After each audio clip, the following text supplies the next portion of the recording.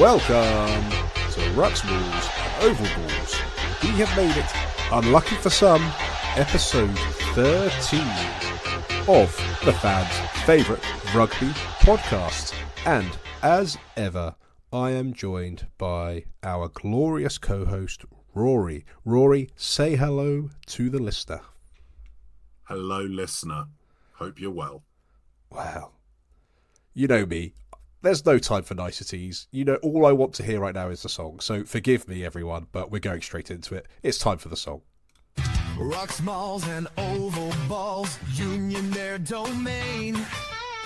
Lots of rugby knowledge, but their banter is mundane. Rory answers questions, David has his stats. Two former front row voices, the fan zone, colon flats. The DPRFR, welcome more jouet, faded wide, out the back, alley, alley, alley, alley, RMOB,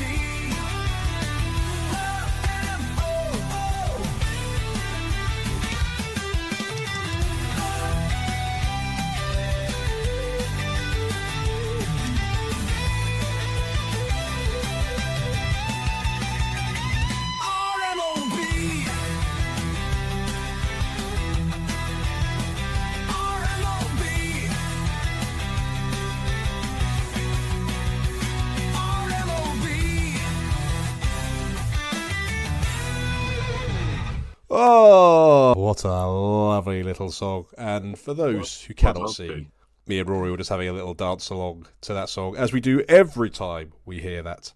It's got the heart rate up. It's got the blood pumping. I'm ready to go for an excellent podcast that we know it's going to be. Already sweating, but let's bring it down a bit. It's time for our regular section of mundane banter. Now, Rory, have you got anything for me? I've got something slightly different for you this week. I'm going to try something a bit mundane. But have you got anything for me in mundane banter world? No, well, the rugby season's winding down at the grassroots. There was no game at the weekend for me. I took the opportunity to indulge in the sunshine, go for a nice long walk in the Essex countryside and stop off for a couple of pints in Oldley. Lovely stuff it was too, and suitably mundane. That is suitably mundane. What beverage did you opt for, may I ask? I had 1 pint of neck oil, that's enough for me, just neck oil for 1 pint, and then 1 pint of Cruz Campo, because, like it or not, I am from Essex. He's a classy guy. Now, like I said, a little bit of a pre-warning for everyone. This is going to be slightly different. We're at risk of creeping out of the mundane. But I have a question for you, Rory. Please. And this has been inspired by me listening to another podcast. I know, absolute unforgivable. But they were talking about people they would want to be executors for their will, and the person referred to Joe Root because of his consistency with a touch of flair. And it got me thinking, Rory, if you had to choose any rugby player to be the executor for your will, who would it be and why? It's a great question. Well, I want someone who's an enforcer, a wall, nothing gets past him. Eye for detail. An eye for detail. I'm going Courtney Laws. I couldn't have picked a better executor for your will, Rory, myself. I think he would do an absolute excellent job of administrating and enforcing the obviously reasonable requests within a will. And with that, it brings mundane banter to a close. But let's talk about what we've got ahead of us, Rory. We've got something a bit different this week, but we've also got a bit of our bread and butter. We're going to start off by talking about Premiership Rugby, the round that's just to take place this weekend, the picture for the final phases of the season becoming clear. We're going to run through those games, the permutations, the good performances, what we've seen, what we've loved. We've then got a whole new part. We've got a guest on. We have got a guest back on the podcast. It's only taken 10 episodes to... I know. It's only taken 10 episodes to convince someone else to come on the podcast, and we are very, very excited for this guest for numerous reasons. And we're going to be digging more into man versus fat, something we've spoken about numerous times on the podcast. But we've got Karl White, who is the Man vs. Fat Rugby Lead for that organisation. And he's going to come on and join us and talk to us a bit more about that in detail. And then after that, we're going to do a nice little summary of what's happened in the Women's Six Nations.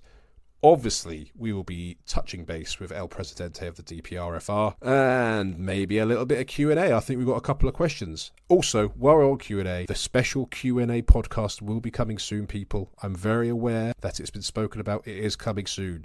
My health has got in the way, but I'm feeling a lot better now. So hopefully we'll be able to get that out to you in the next couple of weeks. But, Rory, does that sound like a good podcast to you? Oh, I mean, I couldn't have said it better myself. Well, there we go. In that case, let's absolutely segue straight into Premiership Rugby. Let's start, as always, what seems to be the customary Friday night fixture these days is whenever Northampton play, it's on a Friday night. Let's talk about Sale Sharks versus Northampton Saints. Yeah, let's do it. I mean, I'm going to hand the reins over to you for much of this one because... Oh, do you have to? Well, look, I'm going to be pretty magnanimous about this. Let's be fair. Sale probably should have won this by a more considerable margin than they did. Yeah. And it was a pretty, I put, scrappy battling game for much of it, with a few, which I'm sure we'll touch on, outstanding moments. Oh, I wonder what you're thinking of. I wonder.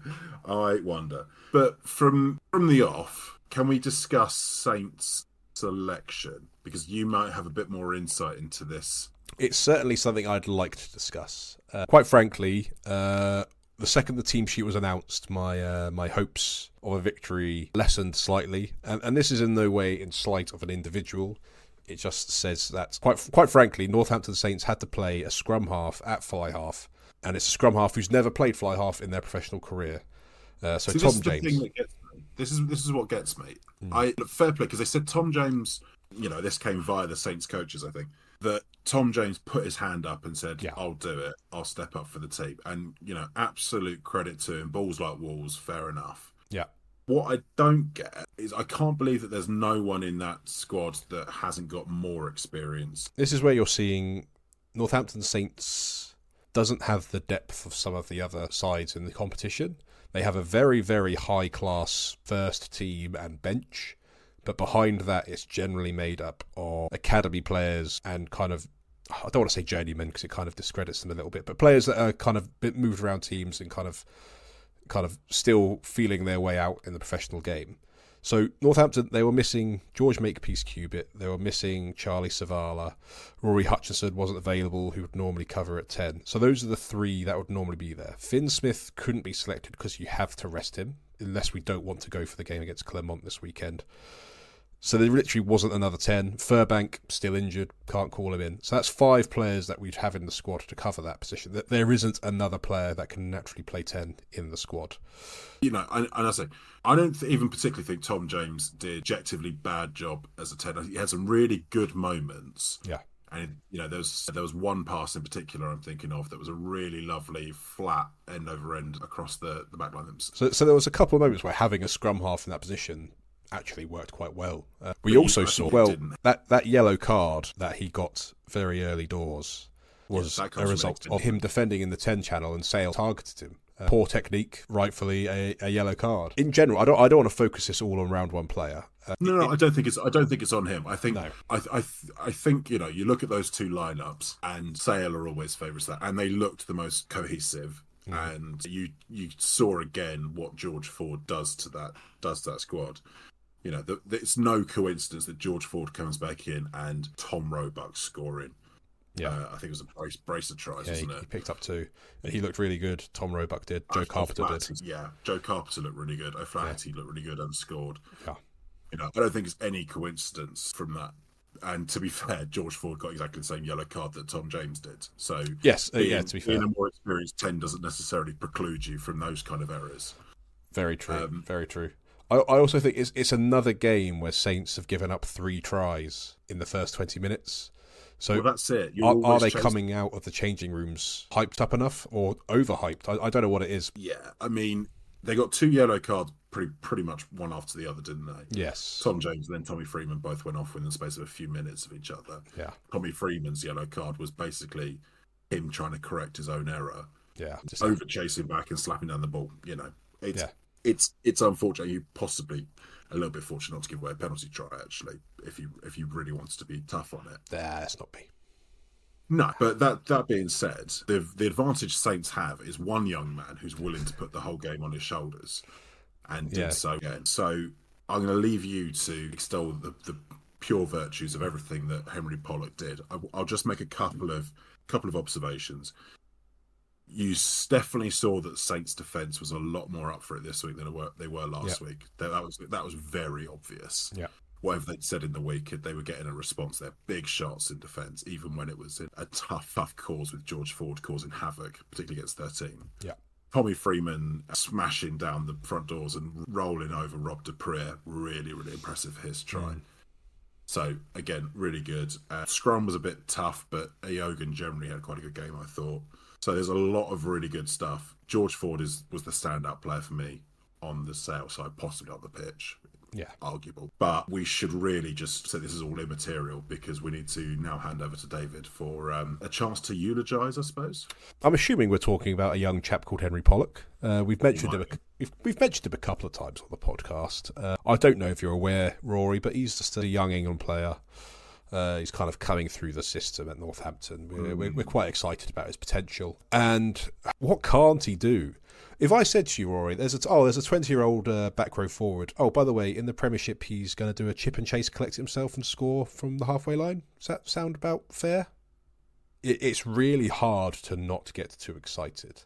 And you're starting to see it now spread through the game, how everyone's now... It seems to be okay to suggest he may be a Lions bolter, which I still think's early doors. It's a long shot. It's a long shot. You watch performances like that and you start to think, well, okay, but who's playing better than him?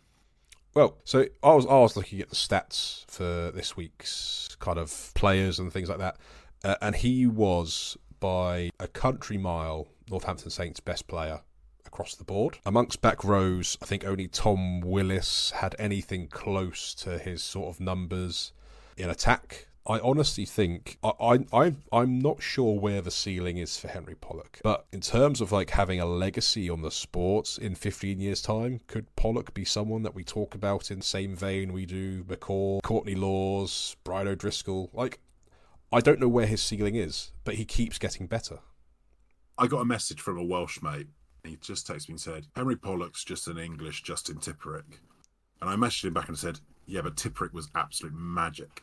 As far as I'm concerned, that is one of the highest compliments you can get. Tipperick's one of the best players I've seen ever come out of the Northern Hemisphere. So if Henry Pollock's already getting those kind of comparisons at 20 years old, he turned 20 in January. So I think he still qualifies to play Junior World Championship in the summer. That shows where he is. Which seems unfair.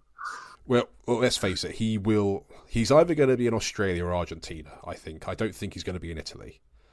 I honestly now at the point where I've been really desperately trying not to get carried away on this hype train, because I think it's come back to burn England on more than one occasion. But it's becoming increasingly difficult, and I am now probably leaning more towards he's on my definitely maybes for Lions rather than long shots.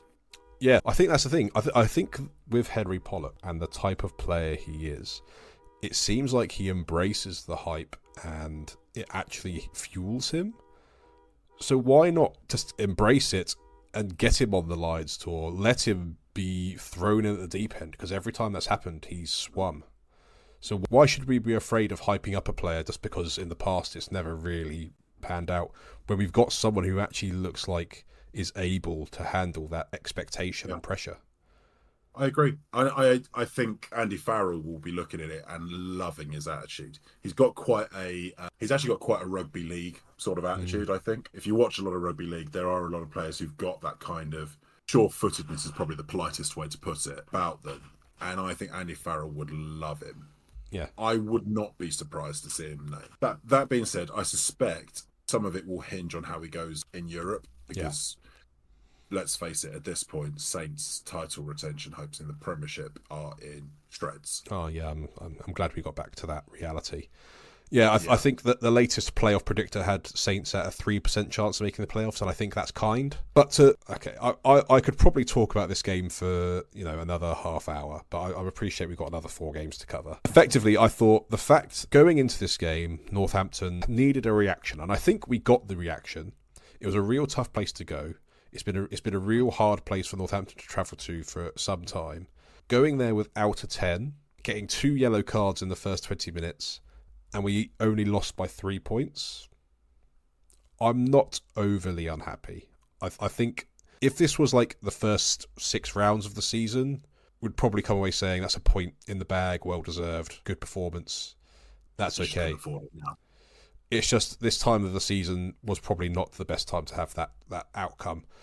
Also, I don't want to take anything away from Sale. They were the better team on the day. As you said, George Ford, Tom Roebuck, O'Flaherty, Joe Carpenter all really stood out to me as being really good. Bevan Rod, once again. Just that front row of Rod, Cowan, Dickey and Apoko Fajor was really good. Really, really good. I think it was a Yogan who was charging in, and Apoko Fajor just absolutely sat him back on his arse. Yeah. I'm really impressed by Sale. And I thought the matchup of Yogan versus Apoko Fajor was quite a good one. It was good to see that battle. And I think we'll touch on some front row battles in a fixture coming up.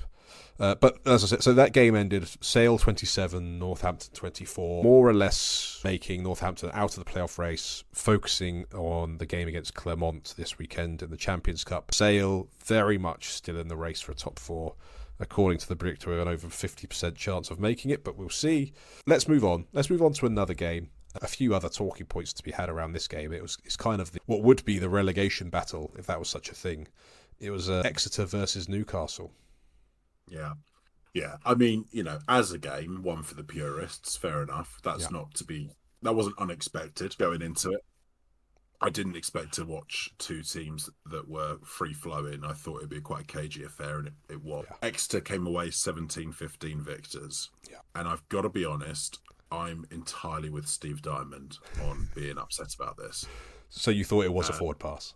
Not only do I think it was a forward pass, have you seen the dropped elbow? I think it's Kane James in a ruck, dropped an elbow into a face. Right. And egregious, I think, would be the...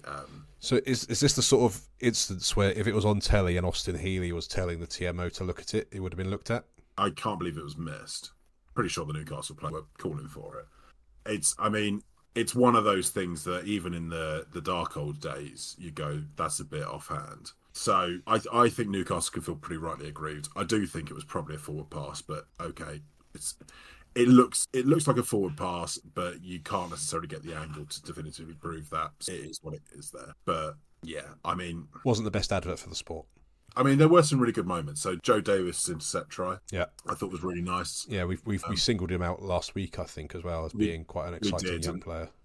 Yeah, I'm already quite excited about seeing where he goes. Really, really nippy. Really, really exciting to watch. I think Max Clark's try was pretty good too. I thought Will Riggs' try was good, and on the face of it, the Fizzle-out try is quite a good try, even if it shouldn't necessarily have stood. So it wasn't like there was nothing to enjoy in the game, but I mean, he still looked like two teams at the bottom to me. Yeah, and I still think Newcastle should feel pretty aggrieved about the end result of it. And sadly for them, the fact is, whatever run-in they had post Exeter was going to be a tough run-in for them, and it's not an easy run-in for them really. No, there aren't any easy fixtures if you're a Newcastle fan or a player, is there? I'm not sure they get another win, and you then start to think they've got recruitment freeze.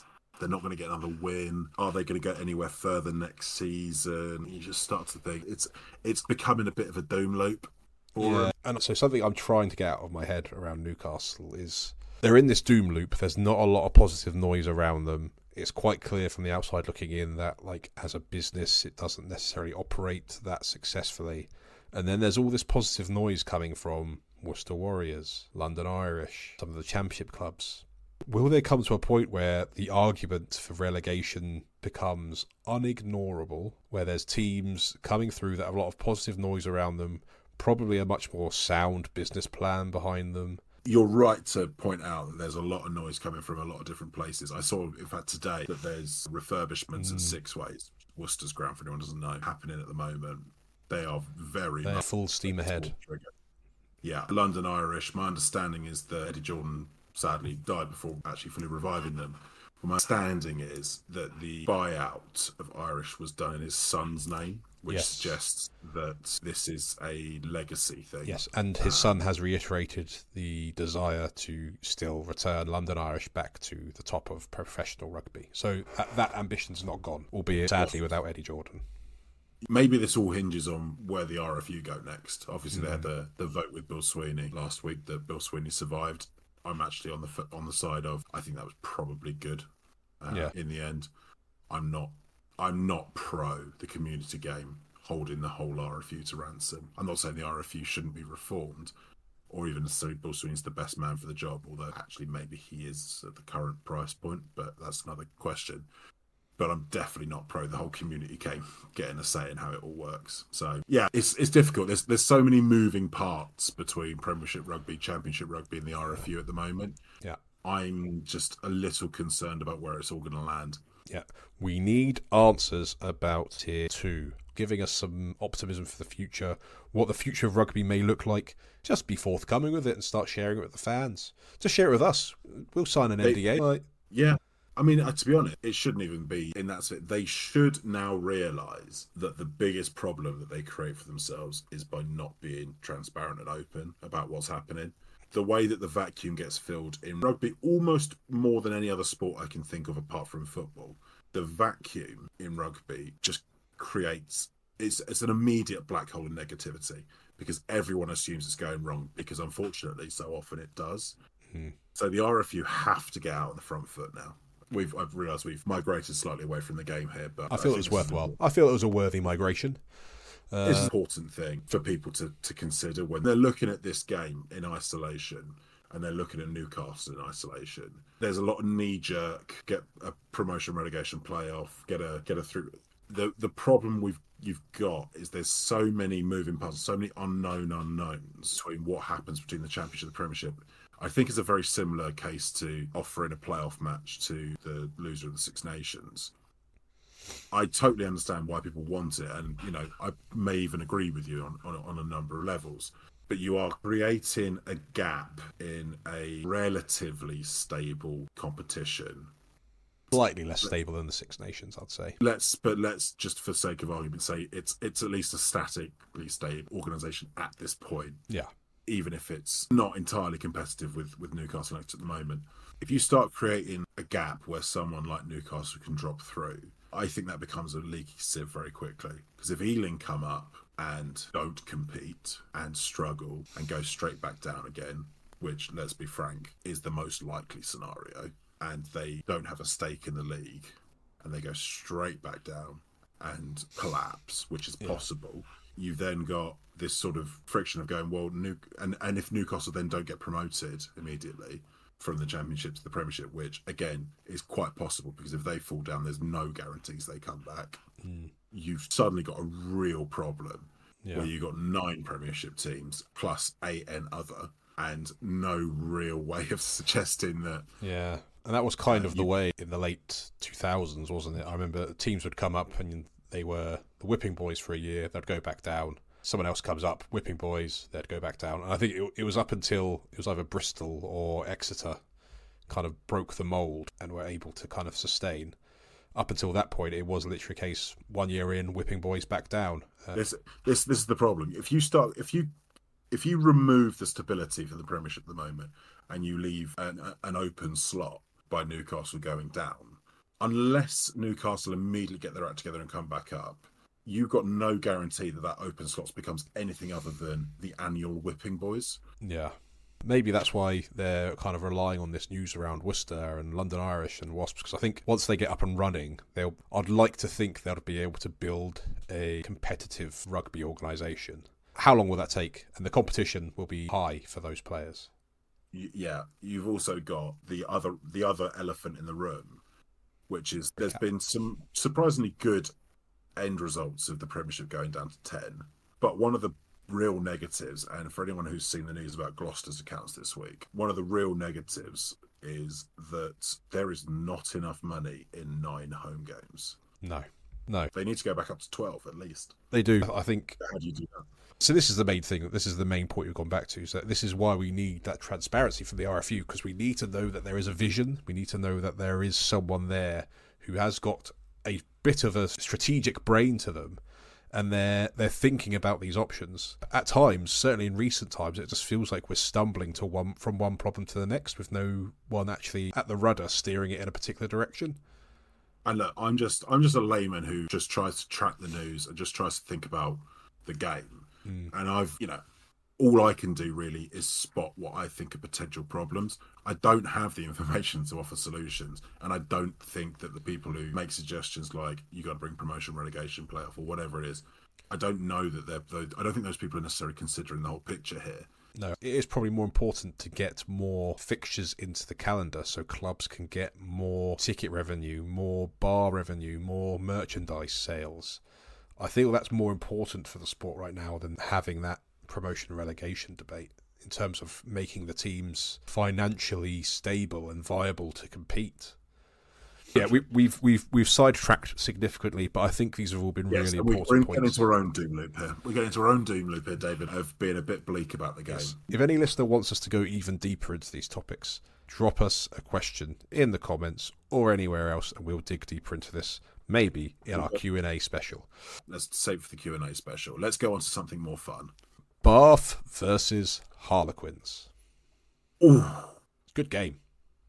Oh, so this was two teams I really don't like. But so there was two games on the Saturday that I thought were really entertaining to watch, and this was one of them. Oh yes, this was. I'm running out of ways to describe Bath. I'm just going to go back to they're just relentless. Yeah. It's comical how good their bench is at this point. You just look at it and you go, oh, right. Who have they got on the bench? Oh, Thomas DeToy, Guy Pepper, Yako Katsir. Oh, Sam Underhill. You go, oh, God. It's something they started with Ted Hill, Alfie Barbary, Miles Reed. It's just that. I think those back row options is like the defining thing this season, because basically it means at the breakdown they are able to be 100% intense for the full 80 minutes in every single round, because they're balancing the playing minutes really well. I think I don't see where their let-up is. Singer's back. I'd heard that he might have been out for some time, but Singer's back and he's looking powerful, hard to stop. Will Muir, he is right on form. The horse is just doing what he does. Max Ajomo, week in, week out, is looking better and better and better. And Cam Redpath in the set, they're not missing Ollie Lawrence because they've just got the players. And Finn Russell. I know we founded the George Hendy fan club. I think we're also going to found the Max Ajomo fan club because we do like to talk about him a lot. I mean, Bath got their bonus point in 22 minutes. Yeah, second fastest of the season. And fair play, Quins for the first 22 minutes were rubbish. So they had 2 yellow cards. Isgro sadly knocking himself out and getting himself yellow carded after 3 minutes. Yeah, he said, Tom James, you thought your tackling technique was bad? Hold my beer. Yeah. Marcus Smith getting himself yellow carded for quite a dumb, cynical foul, but a bit of an act of desperation just under the pressure. For 22 minutes, Queens were rubbish. Yeah. But then were really, really good, I thought. I don't know. I can't put my finger on it with Quins. And I feel like that's been their story of the season. It's like they're in patches, look absolutely clueless and rudderless. And then something switches in them. I don't know if it is the speed and tempo of a game or I don't know. But they give away 4 tries. And then Luke Northmore scores a really, really good try that, again, Jamie Benson sparks off with a lovely little faded pass to Lauday. Nice offload to Hurst. Ends up with Luke Northmore crossing, who by that point, Northmore had butchered 1 try, knocked it on, I think, twice, but I think he'd possibly been intercepted as well. By that point, Luke Northmore looked like an under-12s player. And then all of a sudden just scores this great worldie of a try. Yeah. Oscar Bill was brilliant. Again, he's looking really, really good. But I don't understand why they had to concede 4 tries for it to start. Lamsatelli's try. Yeah. Lamsatelli's a player that I've got questions over in terms of what he does for this team. But that whole try comes from just a series of massively physical, biting ball carries that up to that point they had shown no interest in whatsoever. Up to the point they'd been passive. And then all of a sudden, they're suddenly running in like freight trains. I don't get it. I don't get it. And I say this as a supporter of a team that is regularly parochial. Quins are perversely parochial. If I was a Quins fan, I'd be watching that going, like, could we not have started the way that we sort of played after 25 minutes or so? Because we might have had our crack at this by then. Charlie Cohen himself, a real shining light, one of his best games. Yeah. For the first 20 minutes, basically trying to do that all on his own. But I thought he had a really, really good game. As I say, Oscar Beard, very good. Luke Northmore came back from a very difficult start. Nick David, I thought, was very good. Jamie Benson, when he came on, was getting really, really impressed by him. I think there'll be a few people keeping their eyes on him at the moment to see if...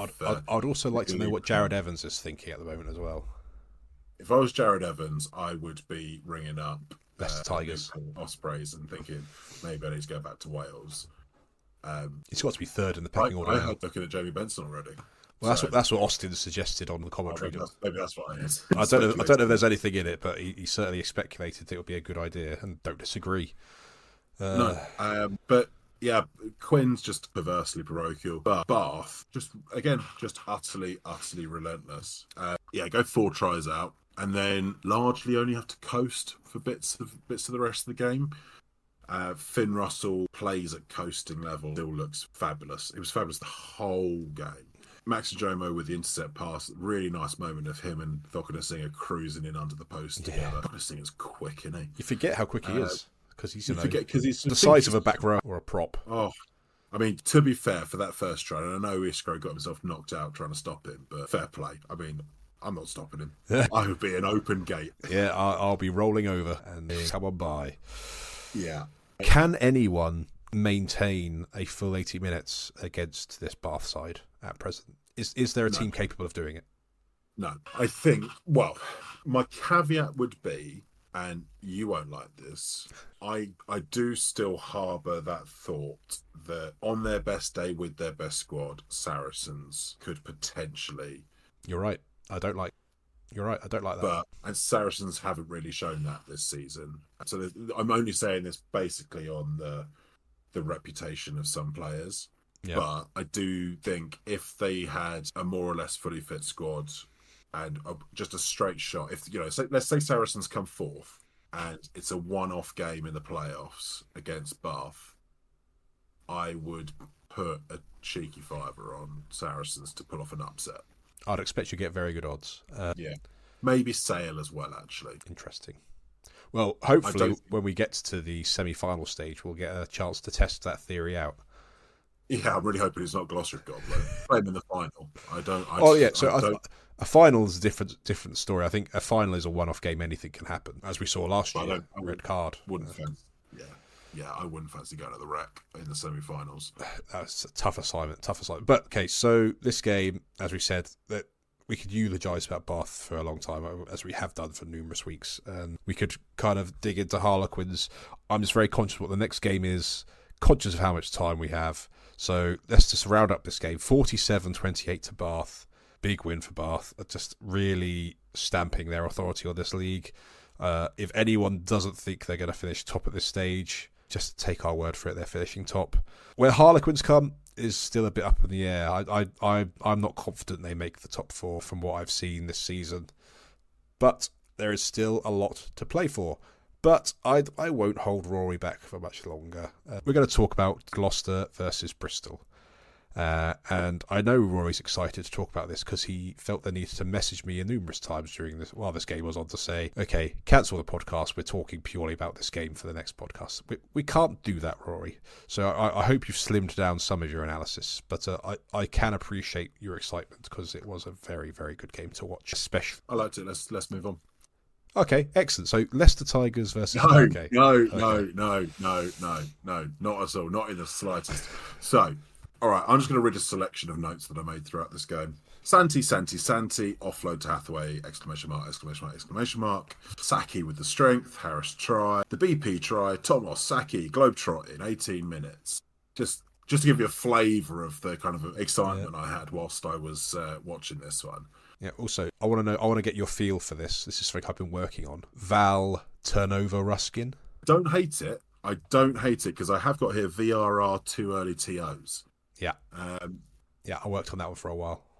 Yeah, no, that's good. I like it. So, look, what listeners will have to understand is when you are a Gloucester fan, the phrase "long suffering" doesn't quite cover it.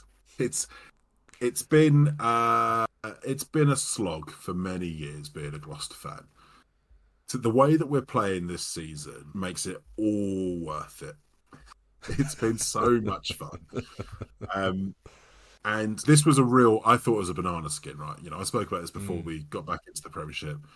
Gloucester's first 3 games post Six Nations in the Prem are Bath away, Bristol at home, Saracens away. Bristol actually have a better away form than they do home form. So I thought going into this, I was trepidatious, let's say. Lovely word. Thank you. That's lovely. Yeah, I liked it. So the turnaround from last season for Gloucester, I mean, I've seen just a few of the stats going on, but in terms of things like running meters, tries scored, points scored, we're top of the league in terms of improvement from last season. Absolutely. From this point last season on pretty much all attacking metrics that I've seen. Yep. What's really, really pleasing for me, I think if you were watching it really, really casually, you would say that you'd probably think it's quite sort of harem scarum. You look at the Thomas Williams, and for anyone who's not seen it, go and watch it for one of Santi and for one of Seb Atkinson's tries. Yeah, the no look basketball pass into space for Saki to run it in, which was it's just phenomenal. As a bit of skill on a rugby field, I've never seen anyone try that, even some of the great. Completely unnecessary, but yeah, I loved it. Oh, it was so unnecessary. It's fantastic. You didn't have to do anything like the sort, but to do it that way in a game of, this was real magnitude for us to win this. Not just because it's the top of the table clash, not just because we've got to run into trying into the playoffs. Bristol are also one of our big West Country rivals, and they are the bigger boys in many ways. So for us to pull out this kind of performance, massive. And as it's if you were looking at that try in isolation, you might think it's quite harem scarum. One of the things I think that the Gloucester coaches and actually a lot of the Gloucester players have been very keen to stress is how not structured but detailed what they're trying to do in attack is. And actually, when you take it as a big picture and you look at the way they're producing or the way they're creating running lines and angles, it's really, really detailed, precise stuff. And it looks quite chaotic because they're throwing mad offloads and it looks like they're just trying things. But actually, if you take a sort of bigger picture look at it, the work that James Lightfoot-Brown is doing on the attack at Gloucester is phenomenal. Because to take a team that basically didn't play any rugby last season into one that is a really tight attacking unit is just so impressive. If you take one of I think it was Christian Wade's try, try, Josh Hathaway's the deception line from standing behind Charlie Atkinson, I think it was, off the first phase. It's such a good first phase move. And you don't pull off good first phase, as you'll know as a Saints fan from watching last season. Yeah. Good first phase moves of that kind of effectiveness take real precision and real detail. And the fact that Gloucester are able to combine that with really good attacking transition, when they get a turnover, they attack really quickly and really well as thriving in chaos. Being able to do all those things at the same time or in the same sort of game is a sign of a team that's got a very, very detailed and understanding of the way they want to attack. Yeah. And then on the flip side of that, and something Sam Wharton was very keen to stress whilst commentating on the game, Bristol scored 4 tries. 2 of those probably they got quite lucky with the bounce of the ball to score them.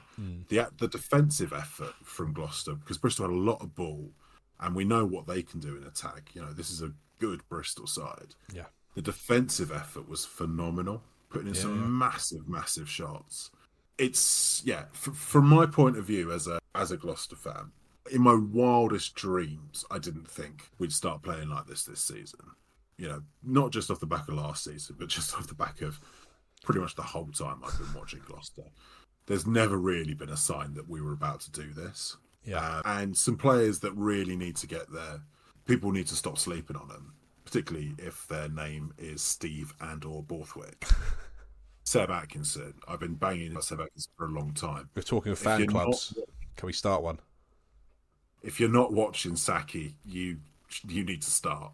He is turning into a really phenomenal. I can't believe he's still only 22. Yeah, I can't believe how young he is still, because he's been at Gloucester for a couple of years. We picked him up from Worcester when they went bust. It's just like both sides of the ball, so impressive, attack and defence. He's brilliant. He's brilliant, and he needs to be looked at as an option. Mm-hmm. Charlie Atkinson has come on leaps and bounds. Yeah, Chris Harris had a great game as well. I think he's probably going to leave at the end of the season. It's looking like there's a few people in for him. Chances are he'll probably go to France or back to Scotland. But he's been phenomenal, and he's very pigeonholed as a defensive centre. He is a phenomenal defender in the 13 channel. But the work he does in attack is really underrated. He's surprisingly quick. People forget he's a Lion. In the pack, Jack Clement, again, phenomenal. Really good. Again, and he has been all season. Yeah. Does a lot of the carrying work, and he's got the turnover capabilities. He's got really good hands. Freddie Thomas is continuing to have a really impressive season. Afolabi for Sogburn, round 2 with Ellis Genge. I enjoyed that thoroughly. Yeah, chased him down and put in the big shot pretty unnecessarily. Yeah. Probably a bit late, right in front of the shed. Absolutely loving it. Ellis got the big send off by the Gloss fans, and fair play to him. He took it in his stride and with typical Ellis humour. But what I like about what Afo's done is he probably caught Ellis a bit cold in that first game against Bristol earlier in the season. I don't think anyone quite realised he was going to be that good in scrummaging at men's level that early. People see him coming now, Yeah. And he wasn't massively dominant in the sense that we weren't running over the Bristol pack every time against their starting scrum, at least. But he either held his own against Ellis or got the nudge on. Yeah. He never went backwards against Ellis Genge. And this is a player who could conceivably start for the Lions in the summer. Yeah. And held his own. At least matched him at scrum time. Yeah. Val, what could have been with Val, really? If he hadn't got injuries at the wrong time, that man was a born international, Lou said. He's got hands, he's got turnovers, his scrummaging's phenomenal. Oh, Val turnover Ruskin. That's Val turnover Ruskin, yeah, exactly. Yeah, it's lovely. Right, we'll have more of that. Yeah. I'll be sure to... I'll bring my eulogising to an end soon. Good, because Christian Wade again. Yeah, Christian Wade again. Really, really good. Will he get that try record? If he plays 2 more seasons after this one and Gloucester keep playing like this, I think so. Does he start when Ben Loader joins the team? My guess is that Ben Loader will play left wing, because I think Ollie Thorley, bless him, he's going to struggle to get back to a regular starter. I think Hathaway will be rotated in and out. Okay. My guess is Ben Loader will rotate between left wing and fullback, most likely. And to be fair, Christian Wade is in his 30s. He won't play every week. So yeah, okay, that's fair. Thomas Williams, though, again, pulling the strings. Signing of the season. Signing of the season. I'm not hearing anyone else say anything else. It's signing of the season. He's been instrumental. So I'll bring it all to a close on my Gloucester soliloquy. About time. Yeah. So Gloucester 53, Bristol 28, and I've deliberately cut Rory short there. One more time. Gloucester 53, Bristol 28. Oh. Gloucester 53, Bristol 28. Yes. And I don't disagree with anything you just said there, Rory. That I was going to make a point about how impressed I was with the attacking structure, the deception, the really, really well thought through attacking phase play. It reminded me of Northampton last season. So I'm glad you picked up on that as well. It's really impressive. I think Gloucester could go on and get those 10 points in those 3 games. I think they could beat Saracens next week. Well, not next week, within the next round. Let's move on before we get, sidetracked even further into a Gloucester wormhole. Leicester versus Saracens, the Sunday fixture. What did you make of this game? Probably not as exciting as the Saturday equivalents. Bit of a... Can I ask you to give me your thoughts first, just so I can gauge where I stand on this one? So my thoughts on this one was... I feel like it was a bit of a blast from the past of... This was Saracens of old. It was very pragmatic. It was very forward orientated. There wasn't a lot of creativity. They weren't very exciting to watch, but they kind of arm wrestled their way through this fixture. Leicester tried to carry on where they left off against Northampton, but for whatever reason, their brains and their hands weren't on the same page. Certainly in the first half, nothing seemed to stick.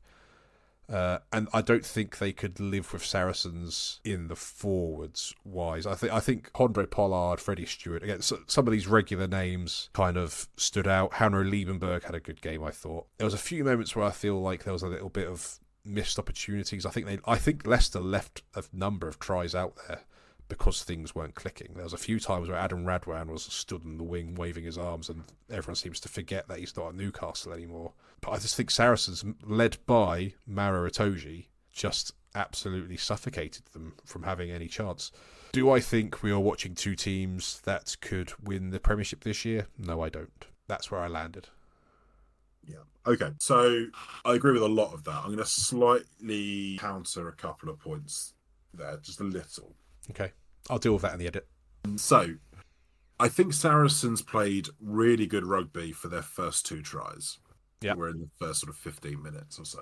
And I thought they played more rugby in that first 15 minutes than they did in 80 against Queens the week before. Yeah, that's fair. But they then, for whatever reason, more or less stopped. Yeah.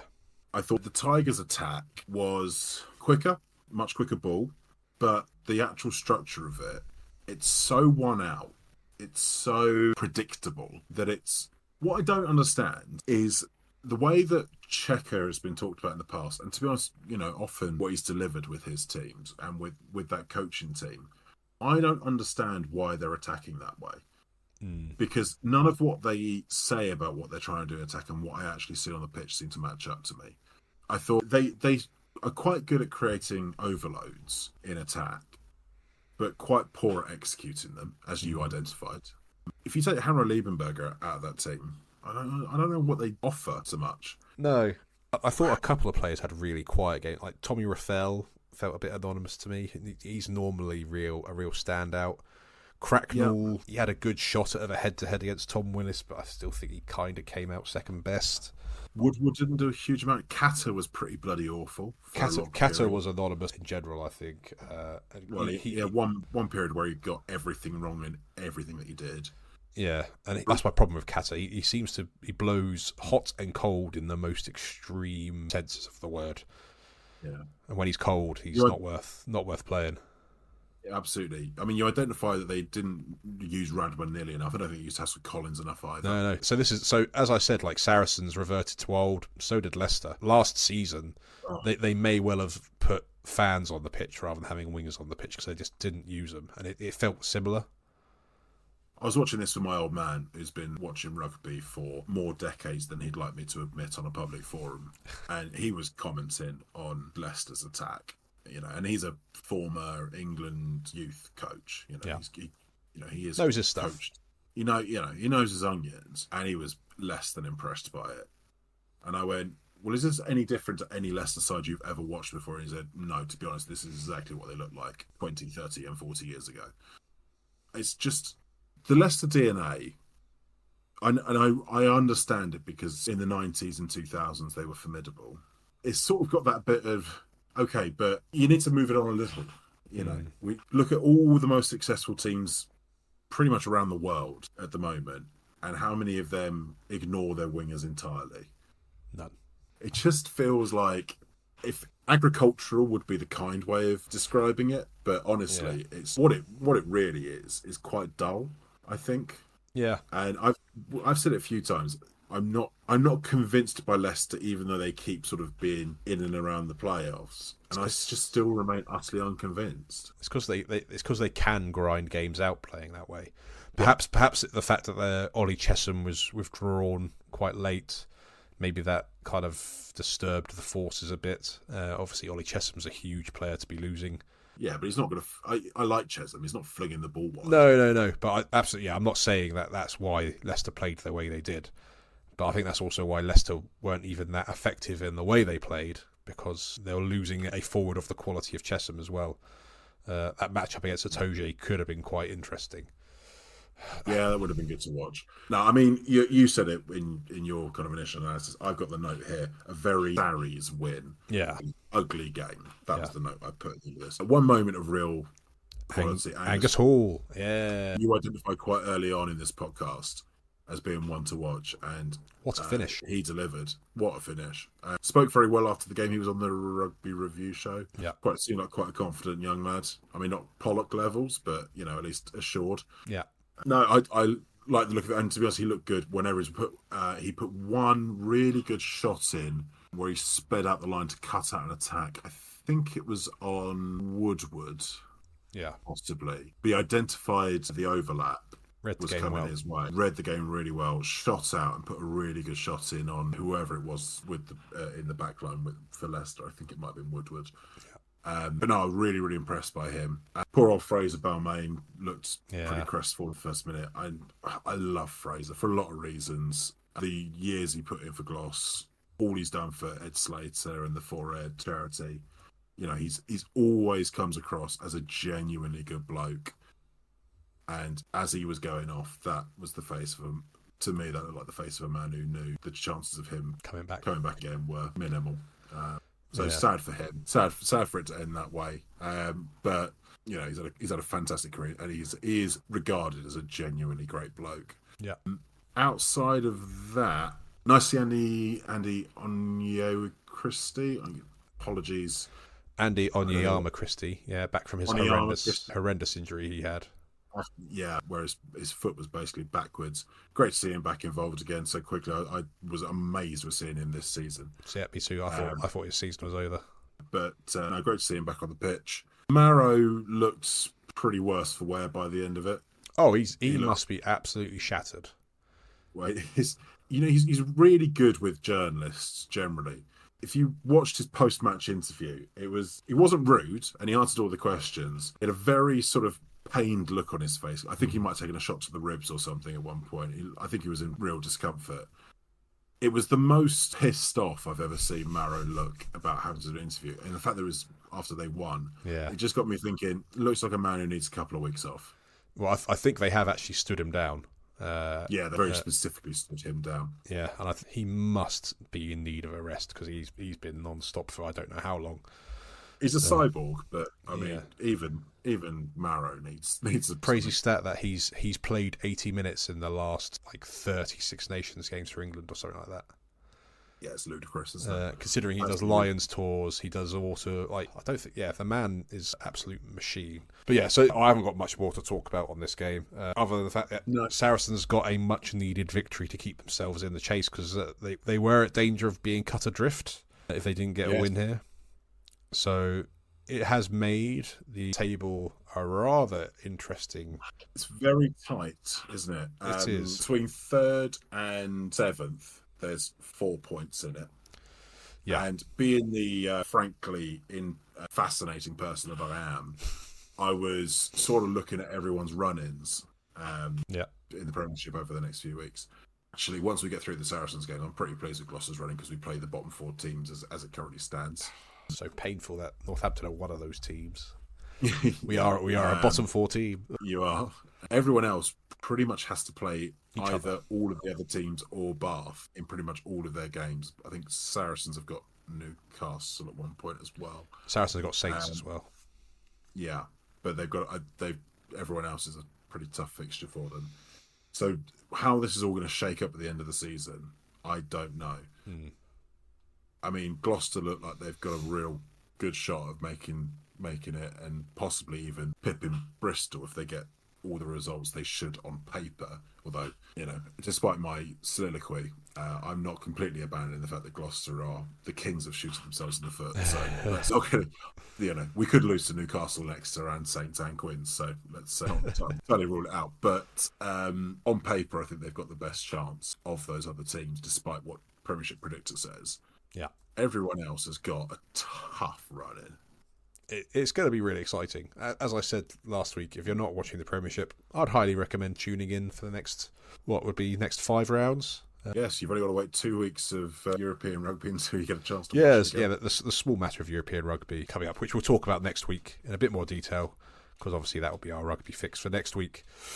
But yeah, that brings the Gallagher Premiership Roundup to an end, and we move swiftly on, and we're going to have an interview. So let's get into that. So we've got Karl White from ManvFAT, who is the rugby lead for ManvFAT, and we brought him on so we could ask him a few questions about it. I've spoken about many times on the podcast my own involvement with the programme, which has made me super keen to get Karl on and talk to him. So first of all, thank you for joining us, Karl. How are you doing? Yeah, no worries. Well, thank you for having me on. All is well, thank you. Very good. That Excellent. is music to our ears. Start off with a very simple question. Where do you see ManvFAT and ManvFAT Rugby? Where do you see it at the moment in the grand scheme of things with ManvFAT? Where do you see it going in the future? I think the ambition, ask me again in 3 years' time, you'll get a very different response in hindsight, I guess. But no, I think, if you're to compare the rugby to the football and scale of economy, etc., participation numbers, that sort of thing, you're looking at anywhere between 60 and 80 rugby clubs, I think, across the UK. To put that figure into context, we've currently got just shy of 160 football locations, and we're 8 years into ManvFAT football. So yeah, just to give that a bit of context there as well, really. So, I mean, I guess to explain to anyone who's not familiar with the specifics of what ManvFAT tries to do and what it tries to offer people, could you give people kind of a flavour of what the inspiration behind it and the goal of what it is you're trying to offer people? Yeah, definitely. I mean, we were created just over 10 years ago, more as an online digital platform initially. We come about due to the fact that, 80-85% of people that attend your more traditional sort of weight loss platforms are female. So there's clearly a gap in the market, so to speak, for us guys that want to improve our health, not just lose weight. It's the mental, physical, all-round side of things that we've grown to stand more as we've developed and evolved as ManvFAT. So that was where ManvFAT football was then created. And yeah, we're 8, nearly 9 years into kind of that journey, I think it's fair to say. And then September 2024, so September last year, it was decided ManvFAT Rugby should be a thing as well. And I think it's fair to say that we've never looked back since. I know it's only 7-8 months, time has gone, but the reception that we've received within the rugby world has been amazing. And I think that to answer kind of that follow-up question of what ManvFAT actually is, it maybe sounds cliche to say it is what the individual makes it to be. And Dave, you can obviously maybe speak firsthand of that and probably have in your previous podcast as well, as you touched on. But ultimately, it's a group of like-minded guys. As long as you're over 18, BMI 27.5, kind of come along, get involved. As I just touched on, you've got mental, social, physical well-being kind of improvements that we could all make, and then throw in there the weight loss element as well. Hopefully it's the perfect storm, as the saying goes. But I think the feedback we get from the guys in terms of that social well-being element and expanding social circles is maybe not surprising anymore, but was initially. And that sounds so blasé to say something like that it's not surprising anymore, because that just shows the effect and positive impact that we've had, really. It's really interesting. I mean, so I'm very much involved in grassroots rugby, and actually more on the playing side than I was for a little while. But I think one of the things that anyone who's involved in grassroots rugby will recognise is the social aspect of rugby clubs is kind of what binds it together. That's kind of the magic of what grassroots rugby is. But and as two old props, we're prime examples of this. When you sort of stop the regular playing but keep on the social side with the classic rugby culture of having a few jars watching the game, the effects are pretty apparent to what some of the old players tend to go through in terms of health. What would be your pitch to someone who's maybe is still very much loves sport, very much involved from a social perspective, but getting to cross that Rubicon back into picking a ball up and taking a bit of control of their own health and their own well-being?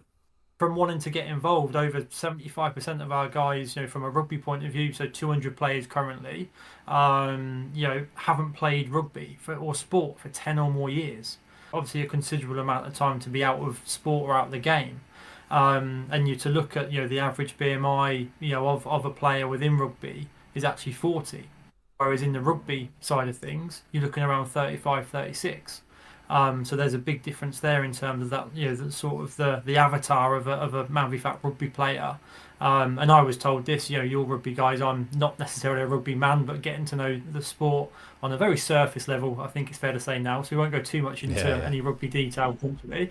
But, I think I was told, that the guys will be bigger.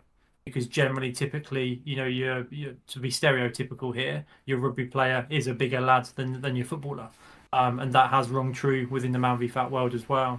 Yeah, well, we promise we won't start talking about what specific complex moves you should bring in to maximise. So there's one thing that I want to draw out is have there been any success stories? And it doesn't need to be just from ManvFAT Rugby, but are there any success stories within the ManvFAT world that stick with you to make you realise that this is more than just people coming together to play a sport? That it's making real differences to real people out there. And what are there success stories that kind of sit with you and think there's something going on there that's quite special? Yeah, I think there's some that probably can't be shared in terms of it being so personal to individuals. I mean, there's a lot out there in terms of our 10-year celebratory videos that we had, around being able to conceive, organ donation, and even that, things like that roll off the tongue, in terms of the impact that it's had. But obviously, the guys have achieved that themselves. We've maybe provided that catalyst, that platform, but it's what you boys get out of it, as in the players, the members themselves. But even I'm fortunate enough to coach at the Gloucester Rugby Club, and there's a lad there that's September we launched there, and he's nearly at 25% of his body weight losing. Wow. He's at like 23% or something, which is frightening. And only last night was having the conversation that his colleagues won't believe him that he's not on one of the weight loss drugs. He's doing it naturally, so to speak. So again, there's caveats to being successful or improving your health and stuff from others. But I think one of the biggest losses that we've seen at ManvFAT in ever is 52%. Wow. And that was from an individual in Coventry, Vlad, lovely guy. Again, I was lucky enough to coach him for a small amount of time. And over half of his body weight he lost. Even that is bonkers, and we're talking, again, rugby specific. You're looking at over 50 percentage bonuses have been awarded since we've launched. So over 50 guys have lost at least 5% of their body weight. And in Bristol alone, you're one of 19. Yeah. One of 19 that have done that since Bristol launched in late Jan. Absolutely crazy in terms of what we've seen, and one thing that we're hoping to replicate again in time with rugby, but we have an amazing losers match in football, and that's the top 40 weight loss losers across a year, and the qualification criteria this year was 32%. So someone might have lost 30% of their weight and still not qualified, for that top 40 place. So that gives you a bit of an idea from a purely weight loss stand, without even mentioning, again, I know we've touched on, but the social side of things. Guys are booking extra activities to go and play extra games. They're charity kind of matches, walks, marathons, 10Ks, all these sorts of things that the guys are doing. Park run is a very popular thing for our guys as well. So the list kind of goes on really. So that sounds like it's a big thing. So actually starting by doing something, I guess, recognisable on both sides of the football and the rugby, you see that catalyses them into being more motivated to try other forms of exercise as well then. So with that, do you offer kind of a guidance, or is it just you're just trying to create that initial impetus for them? It's a bit of both, I think it's fair to say, really. So the community is built by the community, as cheesy as that sounds as well. But it's, again, like, you kind of get out what you put in from a weight loss and a social point of view. But to use the football kind of side of things, we're a small-sided provider, so 5, 6, 7 a side, in the same way as we do in rugby. But over half the clubs have an 11 a side team. Now, the majority of people that joined the 5, 6, 7 a side wouldn't have thought they'd be playing 11 a side in 6 months, in 12 months, in 18. And we've had, it's only 3 or 4, but a couple of guys from the rugby side of things have gone into full contact 15s again. So to provide that kind of access back into your more traditional grassroots kind of element is brilliant. We wouldn't expect everyone to do that, because obviously you get to a certain age, as we all probably know here as well, and you don't want the knocks and bruises and stuff. But it's great to be that platform to that activity. Yeah. Yeah, I mean, I've busted my hip just from going on a long walk in the country on Saturday. So very, very sympathetic to anyone around the country who's feeling the strain. Yeah, but I can speak from like a Bristol specific point of view. Like I know that. So we've only been running for 8-9 weeks ish. There's already like a group that's been set up where everyone, if they want to go on a park run together, they can do it. There's one lad who's never played rugby before properly, 15s, and he's joined his local rugby club because he's got a real bug for it from playing touch rugby, and that's just in 8 or 9 weeks. And we've got like a wave of new people that have joined just a couple of weeks ago. So it's like, I think that's why I get quite excited by it, because I've seen the impact it's having on people, and I think that's just like a really small like microcosm of what the social side of it is able to achieve as well, let alone just the weight loss aspect. It is having a real impact on people. And like, I laughed the other week because someone said that this was the highlight of the week, and I laughed not because I thought that was silly. I laughed because it's the same for me, because a lot of the people signing up are like, they're adult, they might have kids, they might have really busy work lives, and this is like the only thing that men are doing for themselves, and I think they're really appreciating it, and they're putting it as a priority. So like, that's why I'm like keen to keep pushing this, because I think there's something really good there, especially within the rugby space. It's clearly worked in the football space, and you touched on the Amazing Losers match, slightly tongue-in-cheekly, but if in future there is a rugby one and you need 2 ex-prop podcast hosts to coach a rugby Amazing Loser match, I could think of 2 chaps that would be more than happy to do that. Very, very plodding and set piece dominating. Again, be very keen to help out. Yeah. But no, it's interesting, because even on that, we look to we're building kind of our reputation and brand, I guess, really within the rugby, rugby element. And from a footballing side of things, we've had some pretty amazing, if I may use that one, amazing managers. So we've had Peter Taylor, obviously ex-England boss. He was one of the Amazing Loser managers. Terry Butcher, Paul Parker, Ian Holloway. We've always tried to really boost it with that kind of celeb sort of thing as well. So we'd have a bit of competition there, Rory. Yeah, that's the kind of pantheon I see myself in, really. I mean, the big word that really stands out to me, among a lot of very positive things about this, but the word that you've come back to a few times is community. And I think that's such an important element to this, right? Of not just creating communities, but giving someone a community to go towards. How are you scaling this to grow it nationwide and maybe even beyond, if that's part of the ambition? But how can other people help to scale it if they want to grow it from the grassroots up? What's available to them to join this type of community? Yeah, so our plans are initially kind of up until Feb 2026, which is crazy because it's 10 months away. But our plans are around 18-20 locations by that date. We're at 9 locations currently, so that's been pretty quick. Growth since September of the 3 pilot kind of areas that we looked into. Bristol is amazing. It's up there, nearly 45-50 players. If we have another few of them, land on the laps, so to speak, in terms of really accelerate, then we can look for more locations maybe quicker. But within the next 10-12 months, 18-20 clubs we'll be looking to have live. 15 of them are kind of set in stone at the minute. We know where they are. We've got, it might be partners lined up. We've got coaches in place, etc., etc. Beyond that, I think it depends on the success of them initial 18-20 as a phase. We're having some really positive conversations with national governing bodies, with rugby league clubs, rugby union clubs. That is only going to grow, I think, as the more evidence and the more numbers comes through that it does work in rugby as well as football. In terms of touching on how guys can get involved, ManvFAT in terms of going on there, we have a huge list of 20 other locations of expressing your interest. But also, we're open to suggestion in terms of, if 15-20 guys, Southend, I fancy one there, we can have a look at it. If there's a need and demand for it, we're up for it. And then finally, just touching on kind of your across the pond sort of thing, and maybe expanding out. We have ManvFAT Soccer operating in the US, and that's really going big currently.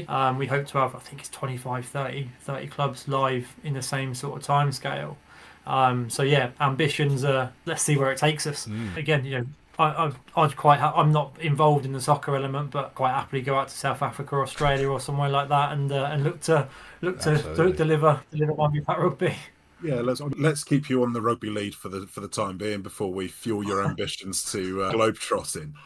Because I think what we're doing on the rugby side, or what you're doing on the rugby side, is really really exciting. So from a I guess so. If you've got a group of blokes, let's take Southend for example, where I may or may not know 15 to several dozen blokes in this area who are either current or former rugby players, who maybe we could do with shedding a few more pounds. So if we just band together and say, look, we want to put this together, do we just get in touch and say, look, we think this is an area, and then from your side, how do you then support that potential community?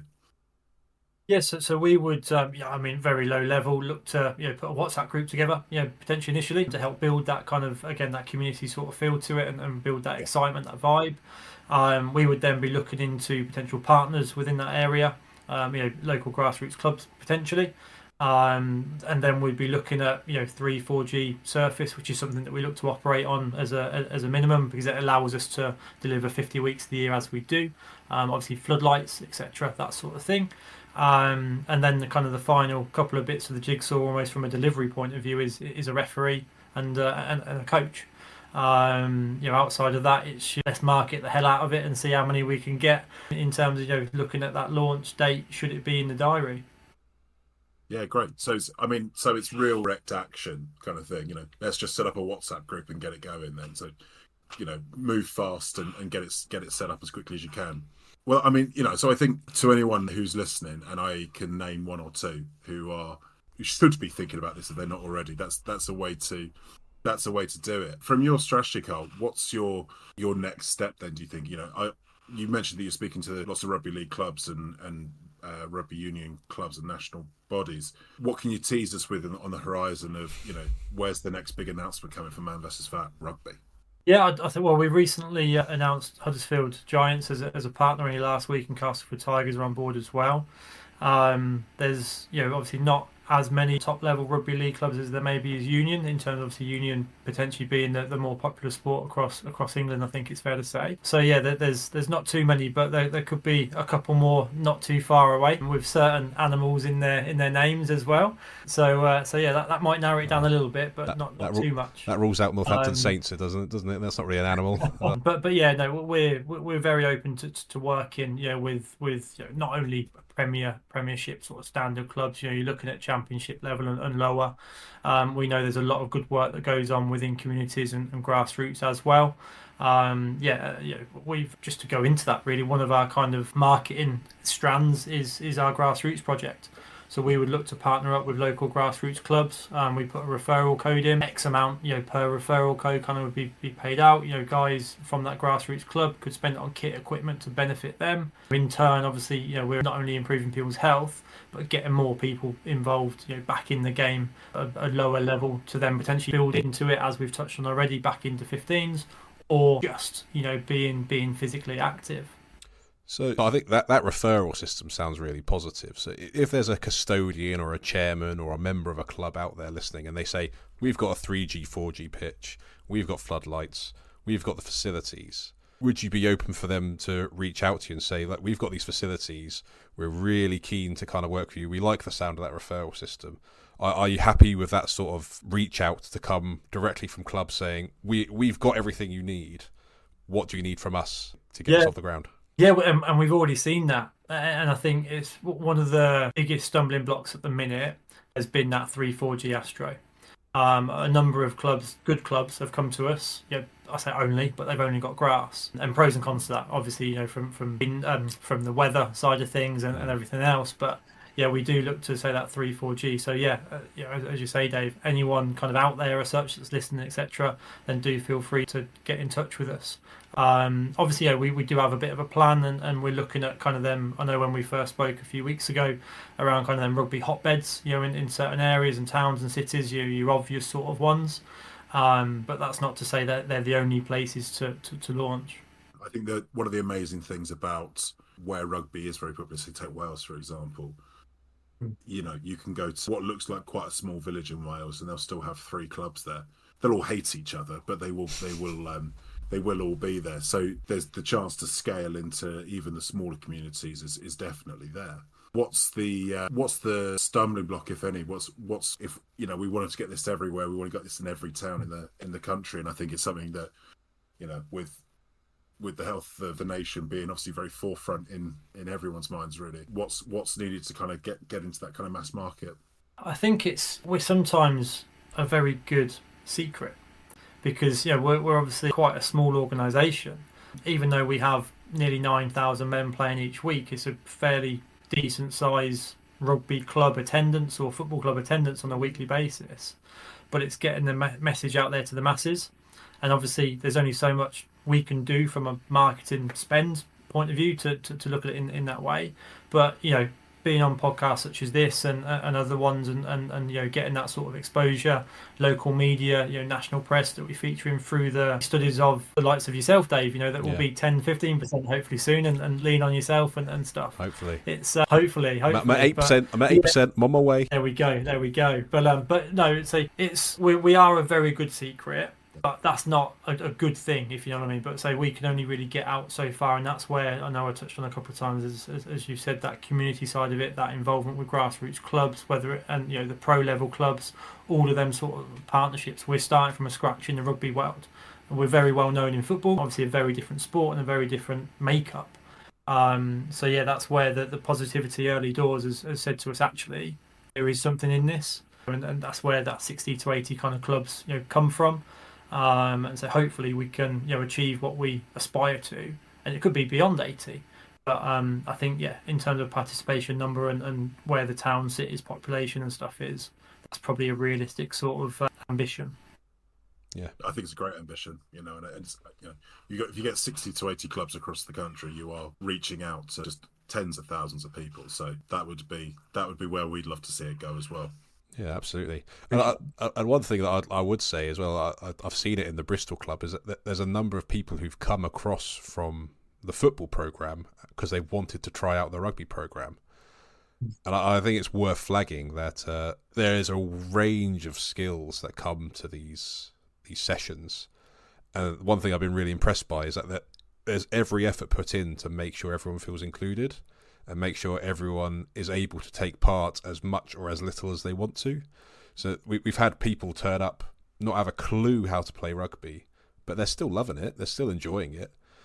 So I know we're here to talk to mainly rugby fans out there, but if there is anyone listening who's just listening from a ManvFAT point of view, and they've maybe taken part in football, perhaps it's also worth, I would personally encourage any ManvFAT footballer to see if there's a rugby club nearby as well, because I've seen how it's benefited those coming over and trying a different sport. It's played differently. It's a different intensity to football, so there's added benefits, I think, to it being rugby beyond football, and vice versa. If a rugby player wants to try football, those options are there. So I think, from my perspective, I've seen how that's really worked. You say that, though. It's interesting you say that, because in Cheltenham and Bristol, lads want to play a friendly against the two clubs. So there's a little bit of a thought in there of maybe a 20-minute rugby game at T1 touch, and then a 20-minute kind of small-sided football game is a bit of a summer sort of social between the two sports. Yeah, it'd be interesting if there's a future where there could be some sort of Man versus Fat festival or something like that to bring factions of the clubs to one place for, I don't know, a weekend of touch rugby and five-a-side football, and see which ManvFAT club comes out on top. That's just an idea. Yeah. I don't want to do your job for you, Carl. But No, so even on that, mate, we've got, again, football. 1,000 guys will be attending Lilleshall in the summer to play a ManvFAT football festival. Too early to kind of integrate rugby into that, but next year, and even this year on a definitely a lower level scale than 1,000 players, we'd be looking to do a similar sort of thing with rugby. So smaller scale this year, but next year definitely looking to. Lilleshall's huge.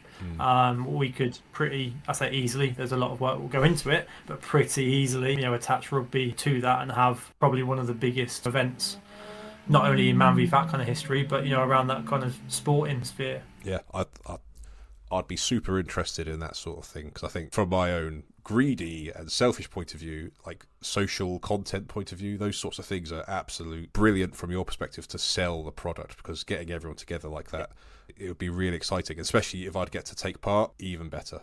So yeah, I look forward to that. It sounds like ManvFAT in general, the future looks really bright, and ManvFAT Rugby, I'm excited to see where it goes, and I'm really glad I saw that advert pop up for the Bristol club popping up, and I'm so glad I signed up to get on board, because it's been a real positive change in my own life, and yeah, the more that could be done, the better. And it sounds like you might be getting contacted from some people in Southend soon as well. I set myself up for that one, didn't I? But no, it's really, it's really good to hear that from you, Dave. And as I said at the start, it's really appreciated to have us as ManvFAT kind of on the podcast to not only potentially celebrate yourself at your 8% loss, but also say getting that word out there, that message out there in terms of other people getting involved as well. Absolutely. I really appreciate you joining us, Karl, because it's a great idea. Anything that's pro community, anything that's pro men's health, that's something that we're excited by, and we want to help it. Any vehicle that allows David to show his mercurial talents on the pitch, we're keen to find those avenues for him. Not to throw any spoilers out there, but I've recently acquired a GoPro camera and a chest mount, so watch this space, because I will be bringing some live action footage of my mercurial talents. Watch this space. I look forward to seeing that firsthand as well then. Yeah, well, it's definitely going to be a case of it's going to feel like it was a lot quicker than it actually looks, I have a feeling. But it'll be good fun either way. Like one of those 1930s sped up films to make it. Absolutely. Oh, thank you so much for joining us. That's really interesting. And we can't wait to see where this goes, and we'll be doing our best to support it as much as we can. And watch out Southend, because there might be another club coming along soon. Yeah, and we'll keep in touch for sure. Definitely. So there's definitely something in the podcast roadshow as well. Obviously, Cheltenham isn't too far away, so it could well be a little visit that we arrange for you guys there. So that would be a good one to look into as well. Totally up for that. No, Karl, really appreciate your time joining us. Yeah, thank you very much for coming along, and we'll speak again soon, I'm sure. Will do. Take care, gents. Take care. Thank you to Karl coming on to talk to us about Man versus Fat. Really looking forward to seeing more in that space going forward. But now we're going to talk about the Women's Six Nations, because that also took place this weekend. Now, certainly did. We're a little pressed for time, so let's talk high level. Let's talk themes. Let's talk a little bit around these games rather than getting into too much detail. Yeah, I mean, the broad theme is at the moment everything's sort of happening true to form. Yes, I'd say that's fair. It's England and France, and then a kind of a who's the best of the rest at the moment, really. And that looks like it's got to be a shake-up between Ireland and Scotland at the moment. Yes. Yeah. Although Wales and Italy will want to have their say in that, and it'll be interesting to see if Wales, given another couple of weeks with Sean Lynn, sees some vast improvements. Obviously, a pretty disappointing result for them against England this week. France, Scotland, I think probably went more or less how we expected them, maybe with Scotland getting a bit closer than maybe some would have suggested. The first half was quite a close affair. I think France struggled to break down Scotland in the first half. Scotland had a few and far between opportunities. Emma Orr kind of took her chance when it was kind of presented to her, but I think generally France looked pretty comfortable throughout, certainly in the second half, that their power game just kind of rung true, and they just kind of outmuscled the Scottish team. And when the Scottish bench came on, it was quite clear the French bench was just a cut above. I mean, they've just got they've got a few really, really good players. Felliu in the second round, I'm quite impressed. Well, both the Fellius have been very good. It's been really impressive, really physical. Fool, the second row, really, really powerful, really strong carrier. Yeah, Bourdon 9 again looks like a really good player to me. Bourgeois, Ménager in the centres. I mean, these are just good French names, really. Yeah, they are. And they said they delivered exactly what you'd expected in this game. They got a comfortable win. I don't think Scotland would have been expecting to win this game. And I think there was an interesting undertone, because I think there's a few of the Scottish team who play in the Elite A1, which is the French women's top league. So there was a couple of players from the Scottish team that were kind of familiar with their opposition, familiar with the surroundings. But yeah, it was a comfortable win for France, and it just rings true of what we expected. You can see why they've scheduled England-France to be last game on Super Saturday of the tournament. That is, isn't it? Yeah, I think round 5 in general basically sees all 3 of the matchups I really want to watch. I really want to see Italy versus Wales. I really want to see Ireland versus Scotland. I really want to see France versus England, because I think those are the 3 most competitive matches as fixtures.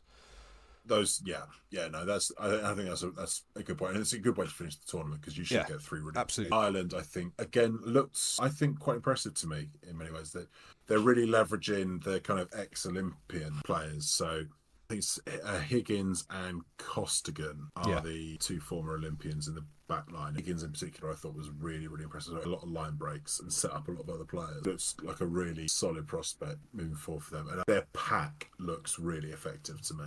Well, so I said last week, I think in Linda Dewgang and Niamh Jones, they got 2 very, very good front rows for Ireland. I think that they carry themselves really strongly. I think through the team, Aoife Wafer at 8 always looks a cut above. And I think their bench came on and had a really good impact. So like Dorothy Wall came on, had a good game. Brittany Hogan came on, had a good game. So I think there's a lot to take away here as positives for Ireland. I wasn't expecting them to get this sort of win against Italy, if I'm honest. I thought Italy was going to put up a bit more of a fight. I was really impressed with Ireland in how, when the clock went red, they still felt like they wanted to keep playing. And they could have kicked the ball out and took the result, but no, they wanted to push for more tries. They wanted to push for another score and got Anna McGann's hat-trick try.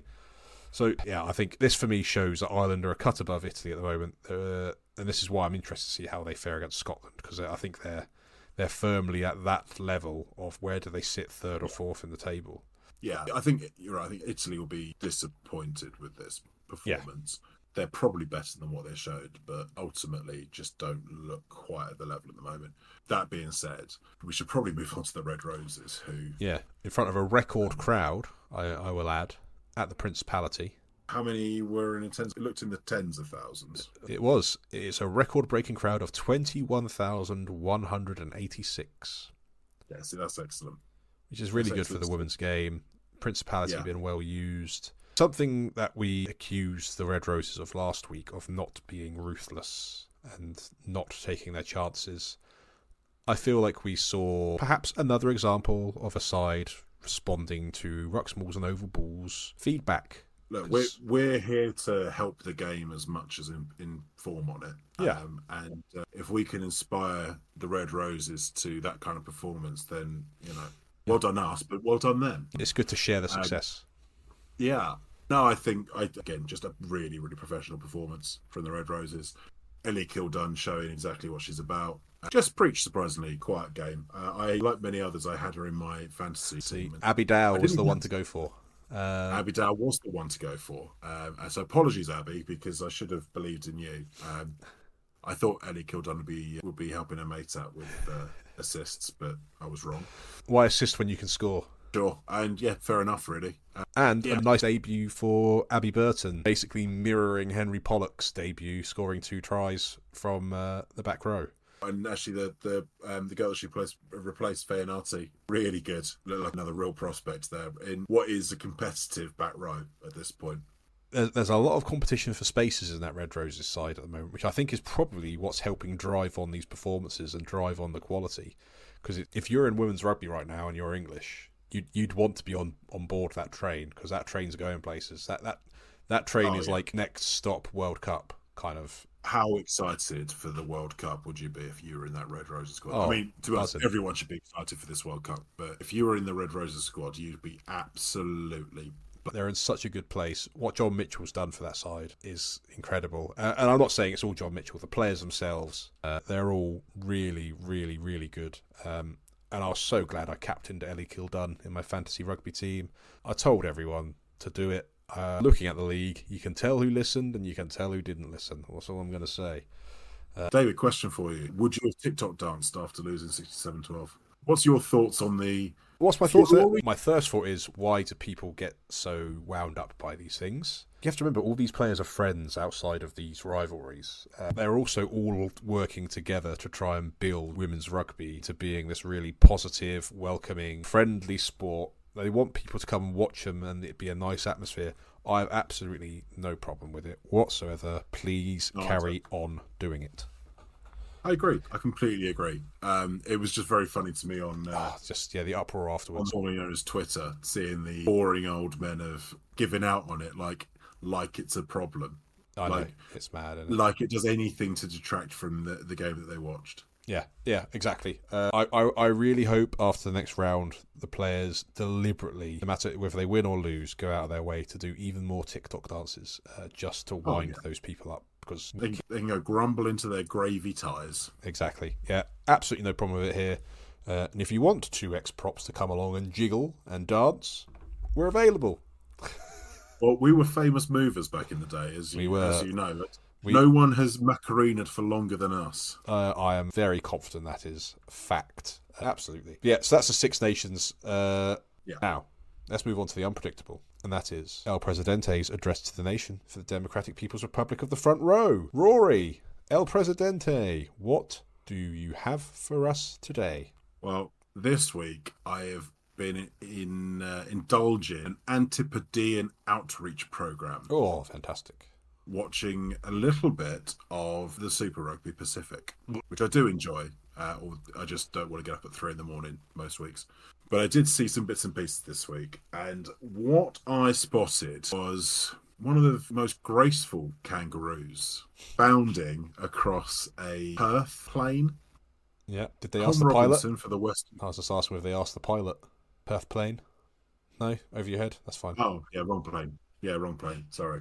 No, these are the Great Plains of the Great Plains of Perth, Western Australia. Yeah, Tom Robinson, who plays tight head for the Western Force, one of the most sprightly young wallabies I've ever seen, ran it in, David, from a not insignificant minimum of 40 yards. And that's a literal 40 yards, not a props estimation of how far they ran it in from. I saw it on video and everything. How soon was he subbed afterwards to get on the oxygen tank?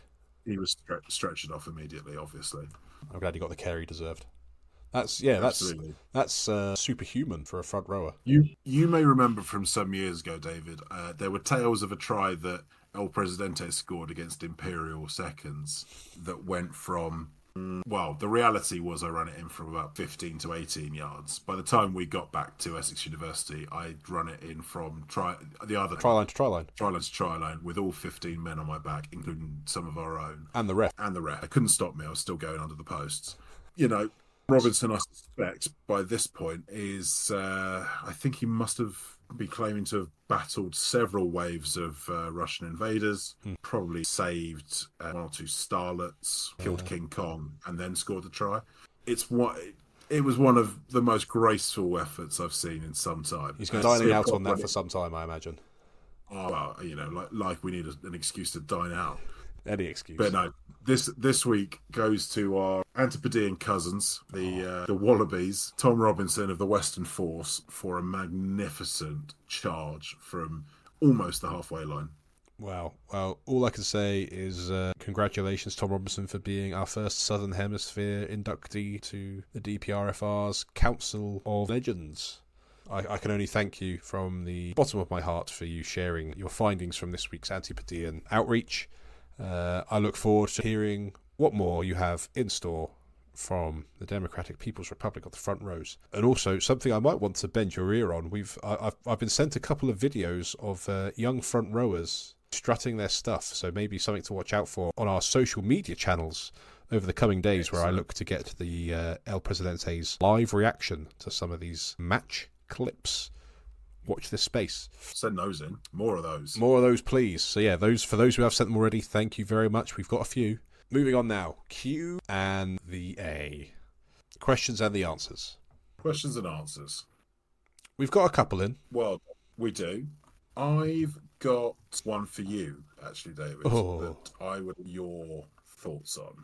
So, looking ahead to the next round of Premiership fixtures, we have Harlequin Sale, Saracens Gloucester, Bristol Leicester. So Northampton Newcastle. All right then. So all of the teams that are chasing those final playoff spots below Bath are playing each other. Yeah. Does that make the next round the most consequential round of Premiership Rugby to date? Does it make it the most consequential?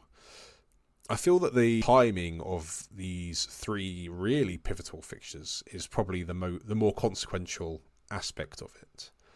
I think that the fact that Bath have got like a surefire 5-pointer playing Exeter away, Newcastle, Northampton, two teams out of the equation are playing each other.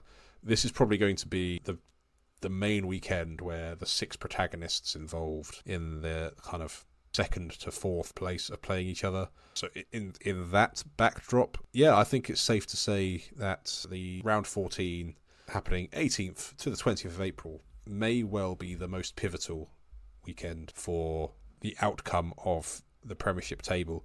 Obviously, as we've seen in the past, odd results can come along in the final couple of rounds when things start to get a bit squeaky bum time. But I think this round in specific is going to lay incredible foundations for the storylines that are going to happen into that final run-in. So tangentially to that, what would you be doing right now if you were Premiership Rugby and you got a 2-week run-up to the next round of fixtures? What should we, and maybe what will we see in terms of build-up over the next couple of weeks to drive that narrative for the next round? Well, what should we be seeing is we should be seeing some really smart media marketing. You see it in other sports. They build up these grand occasions really well. Like every other sport promotes like one-off weekend occasions really, really effectively. In the football, they'll build up a rivalry match. They build up a grudge match between two teams that haven't had like tough games in the past. You see it, darts. They build up every single darts event like it's a massive occasion.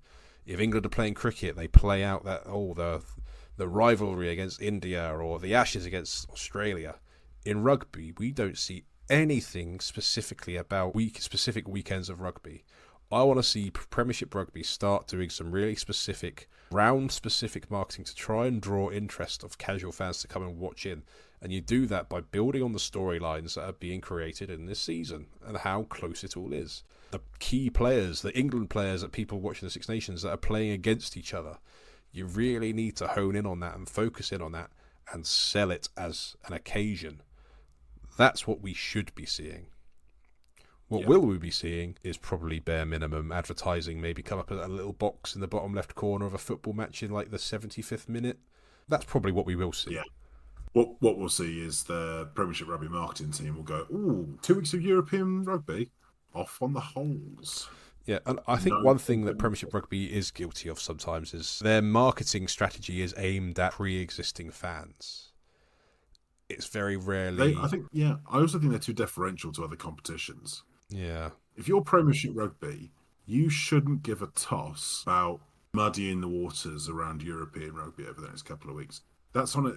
It's not your competition. You shouldn't care. Yeah. If you should be hammering home. Yeah. For the next don't put your feet up. Don't put your feet up just because your competition isn't running. For the next 2.5-3 weeks, every day you should be running promos on, Gloucester against Saracens, Quins against Sale, Bristol against Tigers. Just talk it up. Talk up those narratives. You've got. I would assume all of those games are going to be on. Will be the showpiece. You'd like to think so. You'd like to think so. Just run up the numbers. Contact all those clubs and say, give us as many clips as you got. Give us everything. We're going to push this to everyone. We're going to get the RFU in. We're going to push this round of rugby as being who makes the playoffs. Yeah, crunch time. Absolutely. Yeah, I do think it's one thing our sport doesn't do very well in selling the big occasions, selling the big narratives. We'll try and do our part. We'll try and do our part from our little corner of the world. But Premiership Rugby, we're looking at you to deliver something a bit more grandeur and sell the occasion. Yeah. I'll even take, you said it there, crunch time. Sell that. It's crunch time. Yeah. That's your tagline for 3 weeks. It's crunch time. Yeah, sell it. Highlights of every try these teams have scored. Just bang, bang, bang, bang, bang. Yeah, a couple of moments where they've grabbed each other around the collar, where they get in each other's faces. Yeah. I just want to see some effort made over the couple of weeks. Is it too much to ask? But yeah, presumably it will be too much. I think that brings our podcast to a close, Rory. Episode 30 in the bag. All I have to say, Rory, is do you have any final words for the listener before I run the jingle and close it out? Gloucester. Gloucester. I'm not even lying when I say that you said that so loudly and caused yourself to choke so much that your microphone cut you off at the top end there. So that didn't actually come through, and I'm not lying there. Sorry. So you had to tone it down a bit and try again. Gloucester. Gloucester. I can see why you went a bit harder, because that was weak.